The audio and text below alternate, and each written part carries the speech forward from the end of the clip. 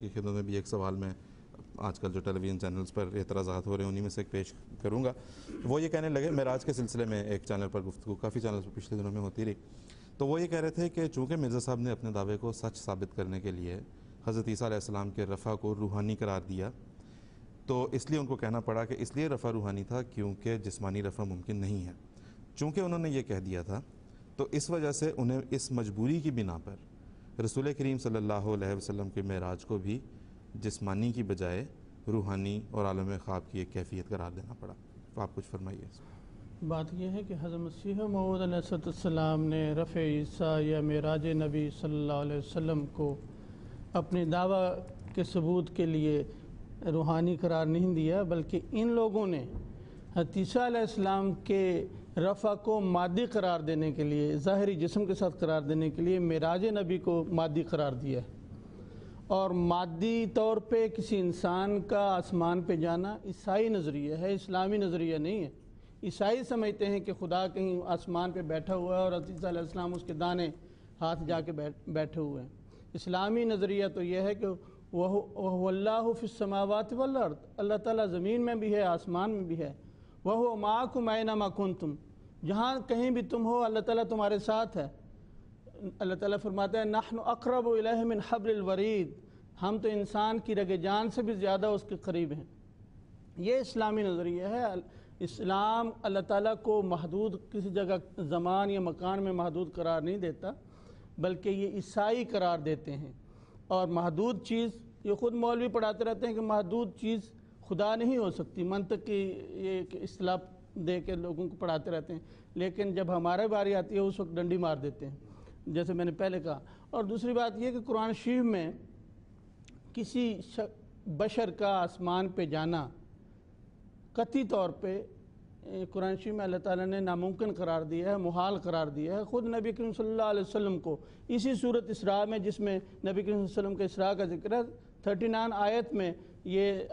ذکر ہے کہ کفار نے نبی کریم صلی اللہ علیہ وسلم سے مطالبہ کیا کہ تم آسمان پہ جاؤ ہمارے سامنے اور پھر کتاب لے کے آؤ، پھر ہم تمہیں مانیں گے۔ اللہ تعالیٰ نے فرمایا ان کو کہہ دے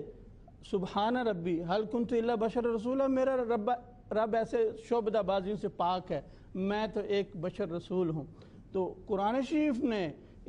کسی انسان کے آسمان پہ مادی طور پہ جانے کی نفی کی ہے، قطعاً نفی کی ہے۔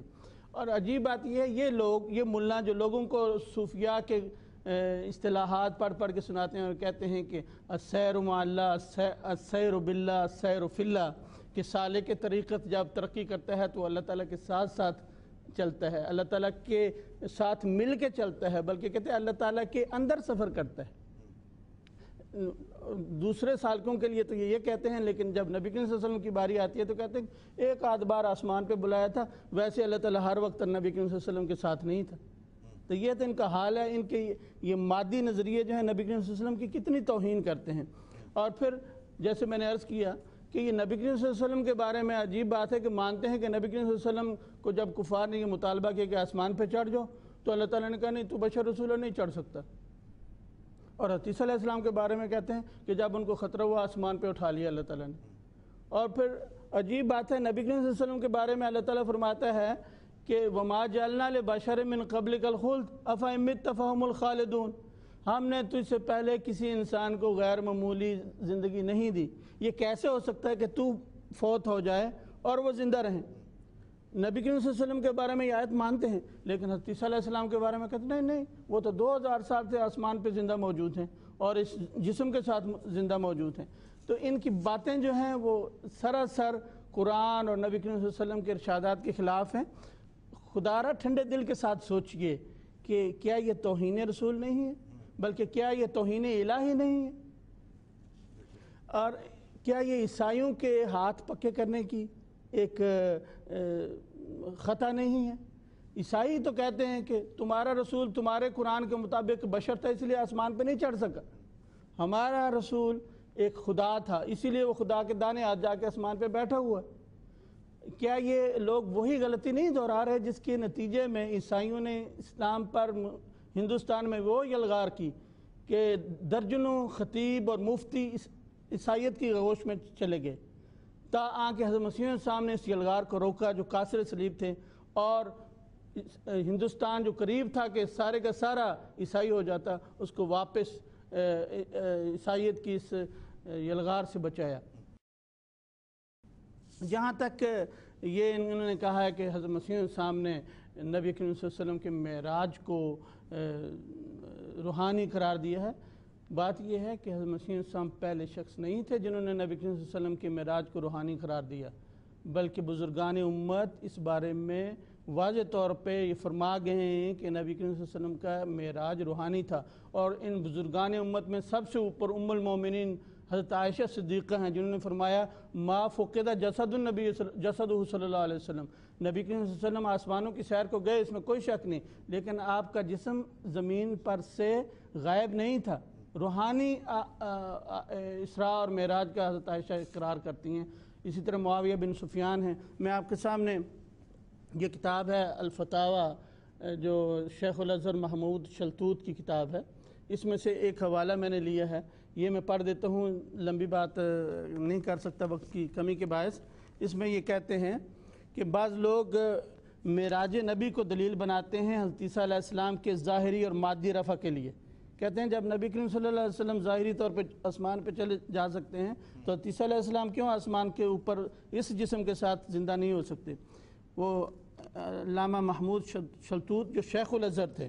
وہ فرماتے ہیں وَيَكْفِينَا فِي تَوْهِينِ هَذَا الْمُسْتَنَدِ مَا قَرَّرَهُ كَثِيرٌ مِّن شُرَّاحِ الْحَدِيثِ فِي شَأْنِ الْمِعْرَاجِ وَفِي شَأْنِ اجتماع محمد صلی اللہ علیہ وسلم بالانبیاء وَأَنَّهُ كَانَ اجتماعًا روحيًا لا جسمانيًا انظر فتح الباری وزاد المعاد وغیرہما۔ اس کا ترجمہ میں کر دیتا ہوں۔ وہ کہتے ہیں کہ جو لوگ نبی کریم صلی اللہ علیہ وسلم کے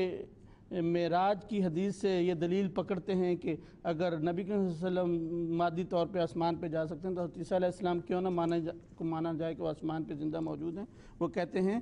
ہمارے نزدیک واقعہ معراج سے ان کے استدلال کی کمزوری ظاہر کرنے کے لیے یہی کافی ہے کہ اکثر شارحین حدیث نے حضرت صلی اللہ علیہ وسلم کے معراج اور آپ کی نبیوں سے ملاقات کو صرف روحانی قرار دیا ہے اور جسمانی معراج اور جسمانی ملاقات کی نفی کی ہے، یعنی انبیاء کے ساتھ جسمانی طور پہ ملاقات کی۔ ملاحظہ ہو فتح الباری جو بخاری کی شرح ہے اور زاد المعاد۔ اور میں اس فتح الباری میں جا کے دیکھا ہے، وہاں پہ صرف عائشہ کا قول نہیں ہے بلکہ ایک جماعت کا ذکر کرتے ہیں کہ بہت بڑی جماعت ہے جنہوں نے نبی کریم صلی اللہ علیہ وسلم کے معراج کو روحانی قرار دیا ہے۔ تو بات یہ ہے کہ نبی کریم صلی اللہ علیہ وسلم کا معراج دراصل ایک روحانی کشف تھا، جو بہت واضح کشف تھا، جو بیداری اور نیند کے درمیان کی کیفیت کے درمیان تھا، جو اہل اللہ ہمیشہ ایسی کیفیات میں سیریں کرتے ہیں، اور اس میں دراصل اشارہ تھا نبی کریم صلی اللہ علیہ وسلم کے اس مقام قاب قوسین کی طرف جس میں کوئی اور بشر ملائک شریک نہیں ہیں۔ نبی کریم صلی اللہ علیہ وسلم کی عظمتوں کی طرف اشارہ تھا، نبی کریم صلی اللہ علیہ وسلم کی دوسرے انبیاء پر فضیلت کی طرف اشارہ تھا، اس میں نبی کریم صلی اللہ علیہ وسلم کی امت کی دوسری انبیاء کی امتوں